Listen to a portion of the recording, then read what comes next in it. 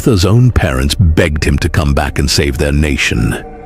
Years earlier, they had thrown him out and erased him from their lives. Hurt, angry, and completely lost, Jephthah wandered into the wilderness, searching for meaning. But out there, he slowly became the leader of a dangerous group of fighters feared across the land. And when Israel was finally on the edge of destruction, Jephthah became their only hope. To understand why his own parents kicked him out, we must go back to the beginning of his story. Israel was stuck in a terrible, violent loop. The people turned away from God, their enemies attacked, and the country got worse with every generation. As the nation grew darker, even its heroes became dangerous and deeply broken. In that harsh world, a boy named Jephthah was born. His father was a rich and important leader named Gilead. Gilead was married and had several sons with his wife, but Jephthah was not one of them. Jephthah's mother was a prostitute. His father had cheated on his wife. Instead of sending the boy away, Gilead brought Jephthah into his main house to grow up with his other children. Back then, who your parents were meant everything. It decided your money and your future, because he lived in the main house. Jephthah was a walking reminder that his father had cheated. To his father's wife and her kids, he was a living, breathing secret they hated. Even worse, as Jephthah grew older, his half-brothers worried he would take away the land and money they were supposed to inherit. When the other sons grew up, they decided they wanted him gone. They trapped Jephthah and forced him out.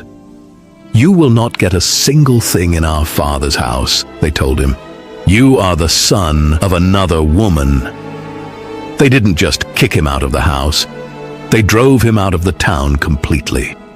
The city leaders, the men who were supposed to be fair and protect people, just watched it happen.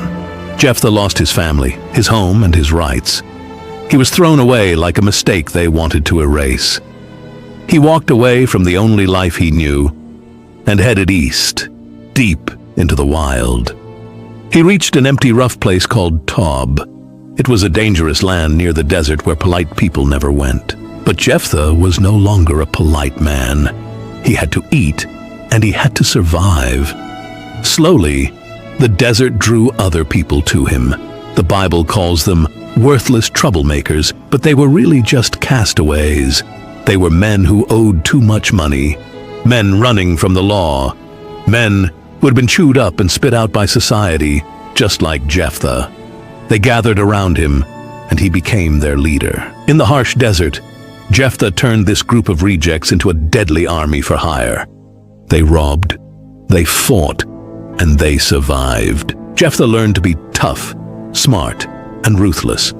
The boy who was thrown away turned into a dangerous warlord. While Jephthah was growing stronger in the shadows, the nation that kicked him out was falling apart. The Israelites had once again started bowing down to the fake gods of the countries around them.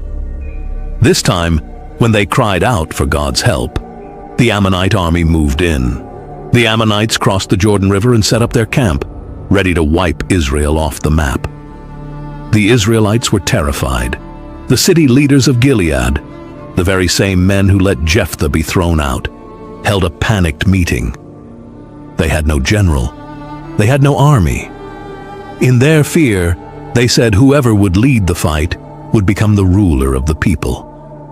But no one stepped forward. Fear makes people selfish. The leaders looked around at each other, but nobody wanted to risk dying. Then, someone finally remembered Jephthah, the outcast, the criminal, the dangerous fighter living in the wilderness. Suddenly, the man they had thrown away became their only hope. So the leaders traveled out into the wilderness to find him. Imagine the moment. The same people who once watched him get kicked out now came crawling back because they needed him. The leaders stood before Jephthah and begged him to come back and save them from the Ammonites. Jephthah looked at them and basically said, "Are you serious? You hated me. You threw me out. Why should I help you now?" The leaders admitted they were desperate. They promised if he saved them, he would become their permanent ruler. Jephthah agreed, but he made them swear an oath before God. Before marching to war, Jephthah tried something surprising. He sent messengers to the Ammonite king, asking why they were attacking Israel. The Ammonite king claimed the Israelites had stolen his land years earlier when they came out of Egypt. Jephthah answered carefully. He explained that Israel had not stolen the land from the Ammonites. They had taken it from another nation during battle after that nation attacked them first. He reminded the king that Israel had lived there for hundreds of years already. If the land really belonged to the Ammonites, why had they waited so long to ask for it back? But the Ammonite king ignored everything Jephthah said. He wanted war. So Jephthah prepared his men and got ready to fight. Before the battle, something happened that would destroy his life forever. Jephthah prayed to God and made a vow. He promised that if God gave him victory, he would sacrifice whatever first came out of his house when he returned home safely. It was a terrible promise, but Jephthah was desperate. Then the Spirit of God came upon Jephthah. He gathered his fighters and marched toward the Ammonites. The battle exploded across the hills and cities. Jephthah and his men crushed the Ammonites. 20 cities fell before them. The enemy army collapsed, and Israel was saved. Jephthah had become exactly what the leaders needed, a brutal warrior who could win wars. But as Jephthah rode home after the victory, he saw someone running out of his house to greet him. It was his daughter, his only child, dancing with joy because her father had returned alive. Jephthah tore his clothes in horror. He told her about the vow he had made to God before the battle. The girl answered with unbelievable courage.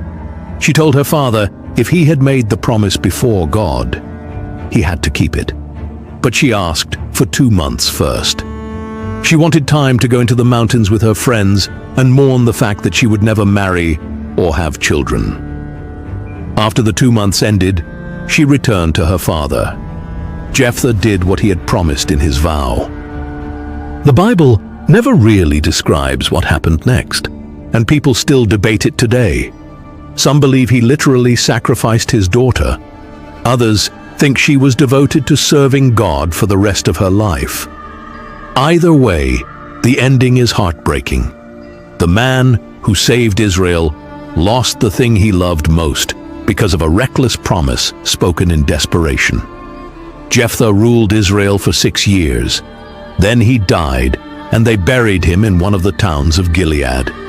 His time as ruler was short, bloody, and tragic. When people think about Jephthah, they usually remember the horrible vow and the innocent daughter who paid the price for her father's mistake. But Jephthah's story is bigger than that. It is the story of what happens when a broken person gains power without healing first. Jephthah was rejected, humiliated, and thrown away by the people who should have protected him. Instead of healing from his pain, he buried it under anger, violence, and pride. His daughter became the cost of a promise that never should have been spoken. That is what makes Jephthah's story so terrifying. It is not just about one bad decision. It is about how pain can twist a person if it is never healed. In the end, the greatest victory of his life became his greatest tragedy. He defeated Israel's enemies, but he could not defeat the brokenness inside himself.